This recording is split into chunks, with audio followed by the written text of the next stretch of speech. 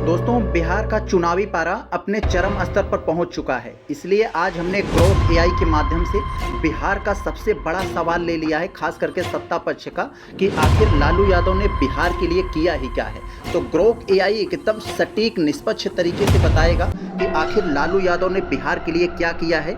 लालू यादव बिहार के लिए जंगल राज का प्रतीक हैं या फिर गरीबों के मसीहा हैं।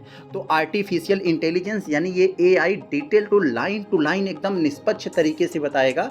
इसकी निष्पक्षता ऐसी है कि कोई इंसान भी इतना निष्पक्ष नहीं हो सकता। बहुत ही डिटेल से बताएगा। आप लोग वीडियो को पूरा देखेंगे, लाइन टू लाइन समझ में आएगा उन्होंने क्या योगदान दिया है, अच्छा बुरा दोनों इसमें बताएगा। तो देखते हैं हम लोग यहाँ उन्होंने एक छोटा सा पहले इंट्रोडक्शन दे दिया है लालू जी के बारे में। इसके बाद वो सारी चीज़ों को पोल खोलेगा, लाइन टू लाइन बताएगा, स्टेप बाय स्टेप बताता चला जाएगा। तो देखें हम लोग यहाँ क्या दिया है उन्होंने इंट्रोडक्शन में। लालू यादव ने बिहार के लिए अपने राजनीतिक करियर में कई उल्लेखनीय कार्य किए, खासकर 1990 से 1997 तक बिहार के मुख्यमंत्री के रूप में और 2004 से 2009 तक भारत के रेल मंत्री के रूप में। उनके योगदान को समर्थक और आलोचक अलग अलग नज़रिए से देखते हैं। यहाँ उनके कुछ प्रमुख कार्यों का उल्लेख है। ये तो हो गया इंट्रोडक्शन। अब हम लोग चलते हैं बॉडी पर, देखते हैं क्या कुछ उन्होंने बिहार को दिया है अपनी कार्यकाल के दौरान। और हम लोग यहाँ देखते हैं आगे क्या लिखा है। यहाँ पर उन्होंने बहुत ही बढ़िया बात, सामाजिक न्याय और पिछड़े वर्गों का सशक्तिकरण। लालू यादव को सामाजिक न्याय के मसीहा के रूप में देखा जाता है। उन्होंने बिहार के पिछड़े वर्गों यानी ओबीसी, दलितों और अल्पसंख्यकों को राजनीतिक प्रतिनिधित्व और सम्मान दिलाने में अहम भूमिका निभाई। उनके शासनकाल में मंडल आयोग की सिफारिशों को लागू करने का समर्थन किया गया, जिससे निचली जातियों को सरकारी नौकरियों और शिक्षा में आरक्षण मिला। बहुत बढ़िया। हम दूसरे पॉइंट में क्या इन्होंने लिखा है, चरवाहा विद्यालय की शुरुआत। चरवाहा विद्यालय की शुरुआत में क्या इन्होंने लिखा है, लालू यादव ने ग्रामीण क्षेत्रों में शिक्षा को बढ़ावा देने के लिए चरवाहा विद्यालय योजना शुरू किया।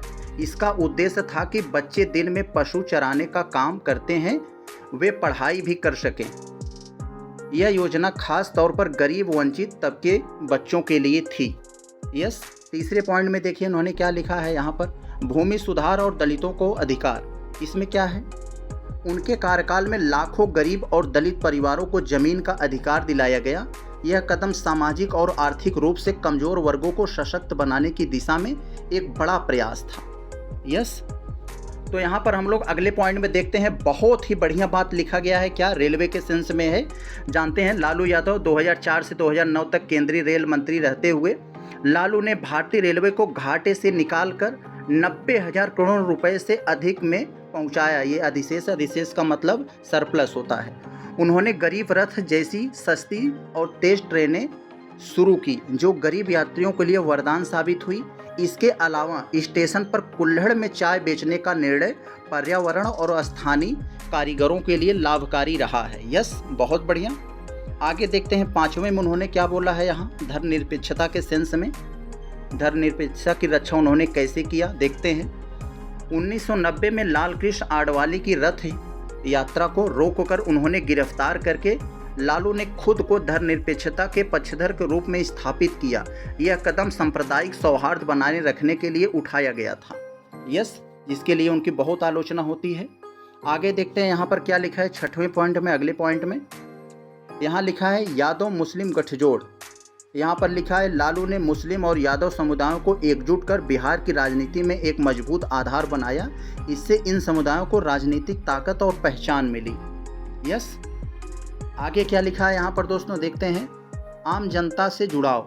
कैसे है आम जनता से उनका जुड़ाव, लालू यादव की सादगी और देसी अंदाज ने उन्हें जनता के बीच लोकप्रिय बनाया। उनकी भाषण शैली और हास्य ने आम लोगों को सीधा संवाद स्थापित किया। बहुत बढ़िया।